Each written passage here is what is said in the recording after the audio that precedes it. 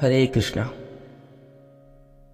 आजकल के आधुनिक दौर में घर घर में झगड़े होना एक आम बात हो गई है।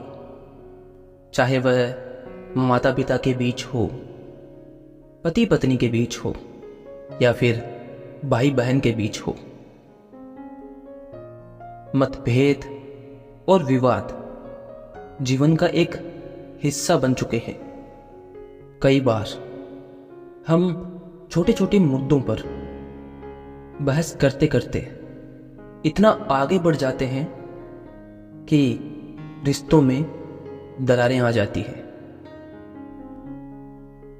और ऐसे मतभेद जब बार बार होते हैं तो घर का माहौल बिगड़ जाता है और वहां शांति की जगह अशांति ले लेती है।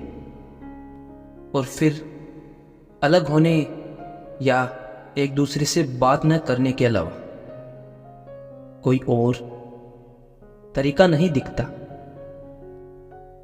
लेकिन क्या इन झगड़ों का कोई अंत है? क्या परिवार में फिर से प्रेम और शांति को स्थापित किया जा सकता है? तो उत्तर है हाँ, ऐसा अवश्य हो सकता है। लेकिन इसके लिए समझदारी, धैर्य और सही दृष्टिकोण की आवश्यकता है। आज मैं आपको कुछ ऐसे उपाय बताऊंगा जिन्हें अपनाकर आप अपने घर में हो रहे झगड़ों को समाप्त कर सकते हैं और अपने परिवार में स्थायी शांति ला सकते हैं। भगवान श्री कृष्ण कहते हैं, क्रोध से मोह उत्पन्न होता है और मोह से स्मृति भ्रमित हो जाती है। और जब स्मृति भ्रमित होती है तो बुद्धि नष्ट हो जाती है। जब हम क्रोध में होते हैं तो सही और गलत का भेद नहीं कर पाते। उस समय हम एक ऐसी स्थिति में आ जाते हैं जहां हमारे निर्णय और विचारधारा स्पष्ट नहीं होते। यही कारण है कि घर में हो रहे झगड़े क्रोध की वजह से और भी आगे बढ़ जाते हैं। इसलिए सबसे पहले हमें क्रोध पर काबू पाने की आवश्यकता है। अतः जब भी परिवार में कोई समस्या आती है तो क्रोध से प्रतिक्रिया देने के बजाय शांत रहना सबसे महत्वपूर्ण है। चाहे कोई भी समस्या हो, जब हम शांत मन से उसका समाधान खोजते हैं तो हमें सही रास्ता अवश्य मिलता है। अक्सर क्रोध में व्यक्ति गलत बोलता है और गलत ही निर्णय करता है। इसलिए जब भी आपको लगे कि झगड़ा होने वाला है या झगड़ा हो सकता है तो एक गहरी सांस लें और कुछ समय के लिए उस स्थिति से दूर हो जाए। क्योंकि जो व्यक्ति अपने क्रोध पर विजय प्राप्त कर लेता है वह जीवन की हर लड़ाई जीत सकता है। क्रोध से उत्पन्न हुए शब्द अक्सर रिश्तों को तोड़ने का ही कार्य करते हैं। अगर घर में कोई बहस या विवाद होता है तो उसकी जड़ में जाकर समझे कि आखिर असल में समस्या है क्या। क्रोध में की गई बातें अक्सर बेवजह की होती है। अतः क्रोध को नियंत्रण में रखना परिवार की शांति बनाए रखने के लिए पहला और सबसे महत्वपूर्ण कदम है। दूसरा कदम आपसी संवाद। घर में झगड़े तब होते हैं जब हम एक दूसरे की बात को सुने बिना ही निर्णय कर लेते हैं। परिवार के हर सदस्य की अपनी अपनी सोच और दृष्टिकोण होता है, लेकिन जब हम एक दूसरे की बातों को सुनने और समझने का प्रयास ही नहीं करते, तब समस्या और बढ़ जाती है। समस्याओं का समाधान बातचीत करने से होता है, तकरार से नहीं। आपसी संवाद में सत्य और ईमानदारी का होना अत्यंत जरूरी है। जब परिवार के सभी सदस्य शांतिपूर्वक बैठकर अपनी बातें साझा करते हैं, तो कई समस्याएं तो उसी वक्त हल हो जाती है। संवाद का मतलब केवल अपनी बात को रखना ही नहीं, बल्कि सामने वाले की बात को ध्यान से सुनना है और उसकी भावनाओं को समझना भी है। यदि किसी सदस्य के मन में शिकायत है, तो उसे व्यक्त करने का मौका दें। झगड़े को और बढ़ाने के बजाय उसे शांतिपूर्वक सुलझाने की कोशिश करें। तीसरा कदम, माफी मांगने और माफ कर देने की शक्ति। परिवार के रिश्तों को मजबूत बनाने का सबसे सरल और सशक्त उपाय है माफी मांगना या माफ कर देना।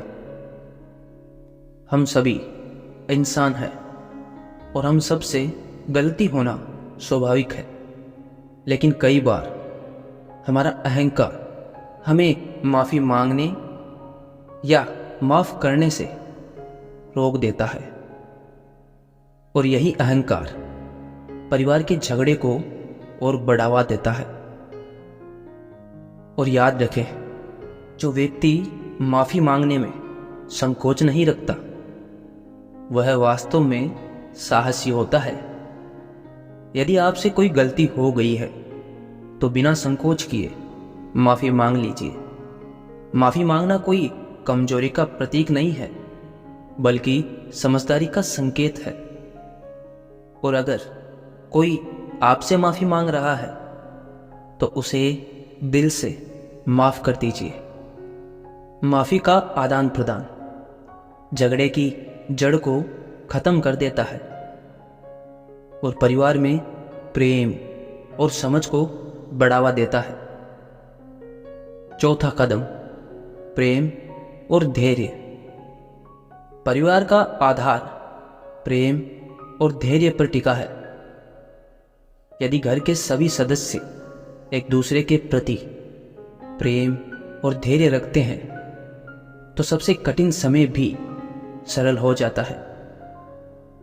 प्रेम वह शक्ति है जो असंभव को भी संभव कर देती है। प्रेम का अर्थ है बिना शर्त के समर्पण। जब आप अपने परिवार के प्रति प्रेम और धैर्य दिखाते हैं, तो आपको झगड़े का समाधान उसी वक्त मिल जाता है। धैर्य का मतलब है समय और स्थिति को समझकर और सही समय पर सही कदम उठाना। घर में प्रेम और धैर्य से ही शांति का संतुलन बना रहता है। कभी कभी हालात कठिन हो सकते हैं, लेकिन प्रेम और धैर्य से उन्हें हल किया जा सकता है। पांचवा कदम, बीती बातों को भूल जाना। हम लोग अक्सर पुराने झगड़े और मतभेदों को भूल नहीं पाते, और यही बीती बातें नए झगड़ों का कारण बनती है। जो व्यक्ति बीती बातों को भूलकर आगे बढ़ता है, वही सच्चे अर्थों में शांति प्राप्त करता है। जब हम पुराने गिले शिकवे अपने मन में रखते हैं, तो वे धीरे धीरे हमारे रिश्तों को कमजोर करते हैं। इसीलिए अगर आप अपने परिवार में स्थायी शांति चाहते हैं, तो पुरानी बातों को भूलने का अभ्यास करें। किसी भी रिश्ते में बीती गलतियों को माफ़ करना और उन्हें भुलाना ही शांति का मार्ग है। जो व्यक्ति क्षमा करना सीखता है वह सच्चे अर्थों में महान बन जाता है।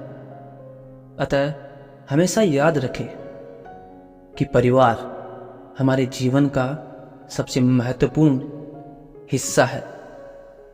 परिवार में शांति और प्रेम बनाए रखने के लिए हमें क्रोध, अहंकार और नकारात्मकता से दूर रहना पड़ता है।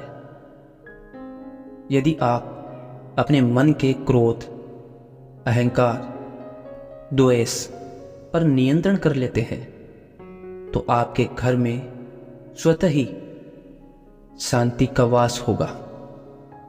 धीरे धीरे झगड़े समाप्त हो जाएंगे और प्रेम और समझ का वातावरण घर में चारों तरफ फैल जाएगा।